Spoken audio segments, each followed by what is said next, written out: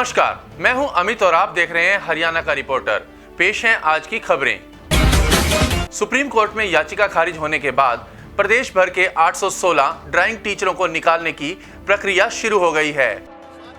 Supreme court में याचिका खारिज होने के बाद प्रदेश भर के 816 ड्राइंग टीचर एकजुट हो गए हैं। इन ड्राइंग टीचरों को अब नौकरी से निकालने की तैयारी शुरू हो गई है। मौलिक शिक्षा विभाग के महानिदेशक ने सभी जिला मौलिक शिक्षा अधिकारियों को पत्र लिखकर सेवाएं समाप्त करने के आदेश दिए हैं। इसी के तहत शनिवार को ये ड्राइंग टीचर रोहतक में एकत्रित हुए और राज्य सरकार से गुहार लगाई कि उन्हें अभी रिलीव न किया जाए। गौरतलब है कि ड्राइंग टीचर की भर्ती के लिए वर्ष 2006 में विज्ञापन जारी हुआ था। फिर वर्ष 2008 में भर्ती प्रक्रिया शुरू हुई और वर्ष 2010 में भर्ती हुई। इस दौरान भर्ती में अनियमितता के आरोप को लेकर पंजाब एवं हरियाणा हाईकोर्ट में असफल अभ्यर्थियों ने केस दायर कर जांच की मांग की। हाईकोर्ट में दायर केस में कहा गया कि भर्ती विज्ञापन में एक टेस्ट के अलावा 25 अंकों का साक्षात्कार रखा गया था, लेकिन बाद में कई बार नियमों को बदला गया। कई उम्मीदवारों के फार्म तो अंतिम तिथि के बाद भी स्वीकार किए गए। पंजाब एवं हरियाणा हाईकोर्ट ने भर्ती प्रक्रिया का रिकॉर्ड तलब किया। हाईकोर्ट की सिंगल बेंच में ड्राइंग टीचर केस हार गए। फिर डबल बेंच से भी राहत नहीं मिली। इसके बाद सुप्रीम कोर्ट में याचिका दायर की गई, लेकिन सुप्रीम कोर्ट ने याचिका खारिज कर दी। इस बारे में ड्राइंग टीचर वीरेंद्र कुमार ने हमें बताया। मैं वीरेंद्र कुमार, कला अध्यापक। 2010 में हमारी भर्ती हुई थी। 2006 में अपॉइंटमेंट एडवर्टीजमेंट निकाली गई थी, तो 2010 में हमारी भर्ती हुई थी। उसके बाद 2015 में हाई कोर्ट की सिंगल बेंच में हमें हरा दिया गया। उसके बाद 2020 में नवंबर 2020 में हाई कोर्ट की डबल बेंच से भी हमें हार मिली। अब हमने सुप्रीम कोर्ट में दायर की थी एसएलपी, लेकिन वहाँ से भी हमारी एसएलपी को डिसमिस कर दिया गया है। अब हमारी सरकार से एक ही रिक्वेस्ट है, प्रोसेस चालू करे सरकार, और जब तक प्रोसेस पूरा ना हो तब तक हमें रिलीव ना किया जाए। हमें सरकार में हमें विभाग में बनाए रखे। हम सरकार से हाथ जोड़ के विनती करते हैं, 816 परिवारों का हमारा रोजगार बचाए सरकार, नई भर्ती करे, हमारा रोजगार बचाए सरकार, हमारे परिवारों की तरफ देखे। बच्चे छोटे छोटे हैं, सारी तरह से 11 साल का हमने मान लो सहयोग दिया है। हर तरह से हम सरकार के साथ रहे हैं, आगे भी हम सरकार के साथ रहेंगे। सरकार से हमारी रिक्वेस्ट है कि हमारे रोजगार को बचाए। जींद की नंदीशाला गौशाला में गोवंश की दयनीय स्थिति है। हमारे संवाददाता देवेंद्र बत्रा की एक खास रिपोर्ट। जींद की जयंती देवी के पास नंदीशाला में गायों की दयनीय स्थिति थी। हमारे संवाददाता देवेंद्र बत्रा ने जब वहां का दौरा किया तो उन्होंने गायों को बहुत ही दयनीय स्थिति में देखा। ऐसा लग रहा है कि उन्हें काफी समय से ठीक प्रकार से चारा उपलब्ध नहीं हो पा रहा है। वहां मौजूद लोगों से भी हमारे संवाददाता ने बात की। मेरा नाम संदीप कुमार सर, यहाँ मैं डॉक्टर करता हूँ संस्था की तरफ से। अच्छा, हाँ जी। अब जैसे ये 2-3 गायें हैं, हाँ सर, इनको आपने क्या ट्रीटमेंट दिया? और भी कई गायें ऐसी हैं, हाँ जो सर, लाचार पड़ी हैं, जिनको कोई संभालने वाला नहीं है। ना केयर तो होती है सर यहाँ सभी की। जैसे हम प्रतिदिन लगे रहते हैं। सुबह आते हैं 7:30 बजे, शाम को जाते हैं 7 बजे तक। यहाँ जितने हमसे बनता है हम उनका केयर अच्छी तरह से करते हैं। क्या आप मानते हो भाई जितना चारा या जितना खाने की कैपेसिटी गाय की है, वहाँ यहाँ इन सभी गायों को पूरा मिल रहा है? ऐसा सर देखो, हमारी नॉलेज में तो पॉसिबल होता ही है, इतना सबको मिलता है। जैसे हम सुबह आते हैं, पूरा दिन देखते हैं, तो सभी को अच्छा भरपेट कुछ न कुछ तो मिलता ही है सर। वहाँ मौजूद लोगों की बातों और गाय की दयनीय स्थिति में विरोधाभास नजर आ रहा है। जींद से देवेंद्र बत्रा की खास रिपोर्ट। नरवाना की सैनी धर्मशाला में महाराजा शूरसेन की जयंती बड़े धूमधाम से मनाई गई। सैनी धर्मशाला नरवाना में महाराजा शूरसेन जयंती मनाई गई। सैनी सभा अर्बन स्टेट जींद के प्रधान ने उनके जीवन पर प्रकाश डालते हुए कहा कि वे एक आदर्श राजा थे और शस्त्र कला में भी निपुण थे। उनके शासनकाल में उनका राज्य सांस्कृतिक, साहित्यिक, सामाजिक व आर्थिक दृष्टि से संपन्न था। सुरेंद्र सैनी ने भी उनके जीवन पर प्रकाश डाला। महाराजा शूरसेन को सैनी वंश का संस्थापक भी माना गया है। सैनी धर्मशाला नरवाना के प्रधान श्री सूरजभान सैनी ने मुख्य अतिथि का स्वागत किया। नमस्कार, मैं नवीन हरियाणा का रिपोर्टर में आपका स्वागत है। नरवाना की सैनी धर्मशाला में पहुंचे हैं। आज महाराजा सुरसैनी जयंती है और इस उपलक्ष्य में यहां पर एक प्रोग्राम किया गया। यहां पर मुख्य अतिथि के तौर पर कई सदस्य पहुंचे, सुदेव चोपड़ा जी से और राजू एमसी से वो भी पहुंचे। हमारे साथ और भी हैं यहाँ जो प्रधान जी हैं, इनसे बात करते हैं क्या कहते हैं महाराजा सुरसैनी जयंती पर। प्रधान जी नमस्कार। नमस्कार सर, क्या कहना चाहोगे? आज जो महाराजा सुरसैनी जयंती है बड़ी धूमधाम से आपने सैनी धर्मशाला में मनाई है। महाराजा सुरसैनी जयंती बड़ी धूमधाम से और हर्षोल्लास से सैनी धर्मशाला नरवाना में मनाई गई।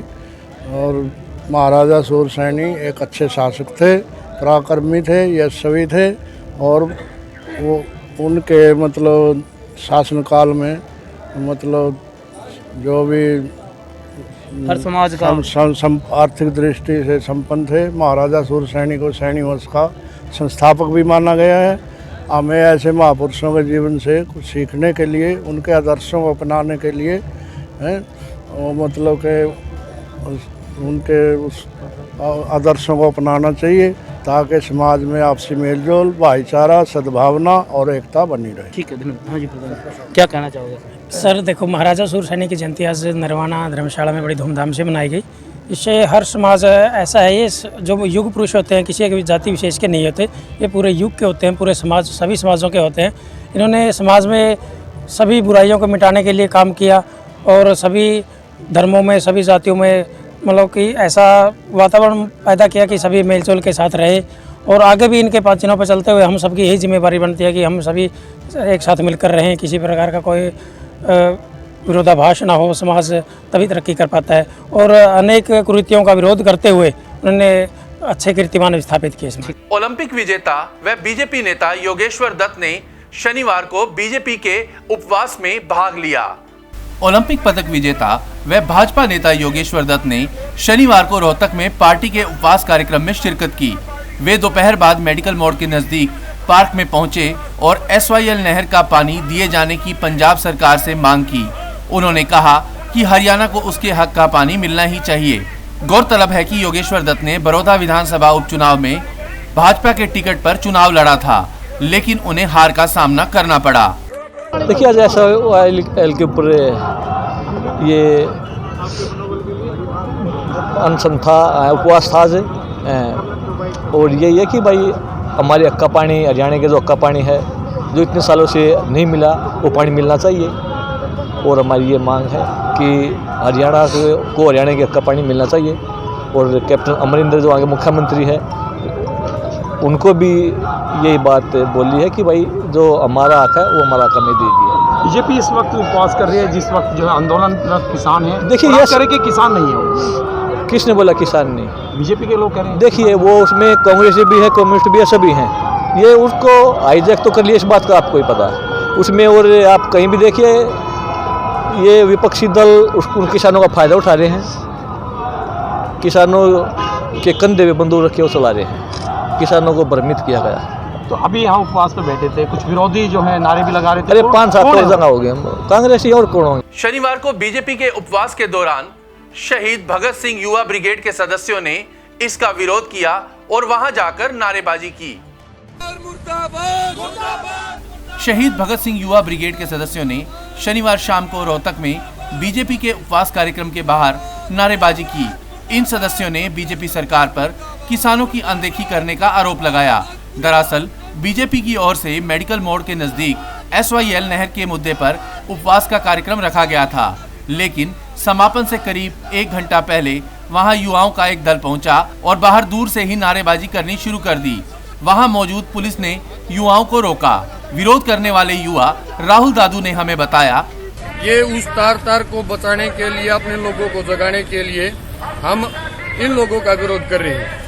इन लोगों को SYL का पानी उस समय पे याद आया जिस समय पर पूरे तमाम देश का किसान उन तीनों काले कानूनों का विरोध कर रहा है, उन तीनों काले कानूनों को वापस लेने की मांग कर रहा है। और इतने दिन से भूखा प्यासा लगातार हर रोज एक डेथ हो रही है, किसी की सर्दी से, कोई बुजुर्ग हार्ट अटैक से, कोई युवा एक्सीडेंट में। उन चीजों को दरकिनार करके हमारी भावनाओं को ना समझ कर, ना जान कर, ये लोग जिस तरीके से एक मंसूबे के तहत पूरे प्रदेश के अलग अलग जगहों पर SYL का पानी हरियाणा और पंजाब की एकता जो किसान आंदोलन में बनी उसको पाड़ने का जो लोग काम कर रहे हैं, हम इस नीति के, इस विचार के इन लोगों का विरोध कर रहे हैं। इनका विरोध जब तक जारी रहेगा, जब तक ये किसानों को लेकर जो तीनों कानून बने ये जब तक वापस नहीं होंगे। आज विरोध कर रहे हैं, लगातार नारेबाजी कर रहे हैं। हम लगातार दिल्ली में अलग अलग जगह पे अपना विरोध प्रदर्शन निरंतर तरीके, शांतिप्रिय तरीके से चलाए हुए हैं। और हमारे को अभी पता लगा कि रोहतक में भी इस तरीके का प्रोग्राम है। हमारे को जैसे ही पता लगा, हम यहाँ से गुजर रहे थे, हमने सोचा है कि इन लोगों को हम जहाँ भी मिलेंगे हम उनका तार्किक रूप से हम विरोध करेंगे। रोहतक के गांव मायना निवासी अंतर्राष्ट्रीय बॉक्सर अमित पंघाल ने जर्मनी की एक प्रतियोगिता में गोल्ड मेडल जीता है।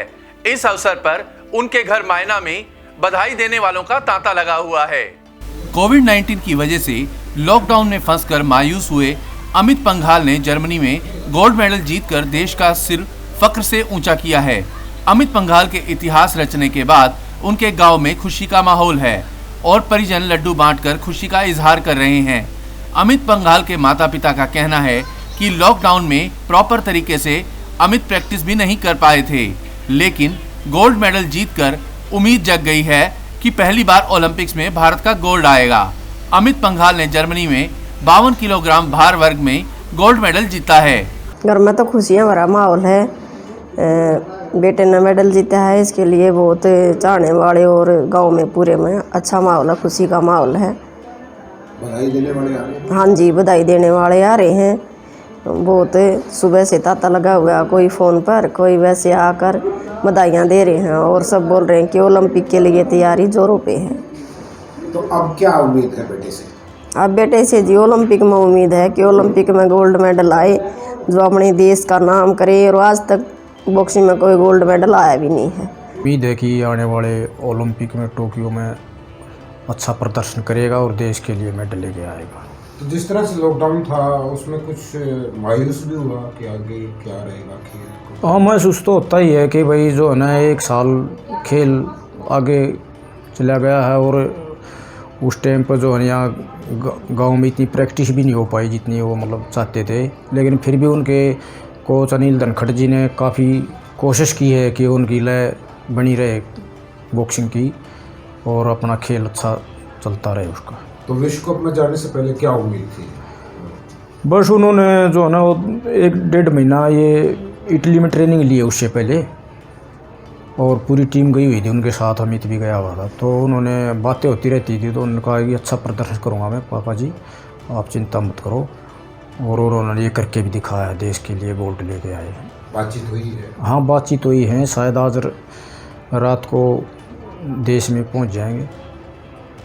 कैसा माहौल है उनकी जीत के बाद? जो काफ़ी अच्छा माहौल है। काफ़ी सुबह काफ़ी गांव के लोग भी बधाई देने के लिए आए थे और पूरे गांव में जश्न है।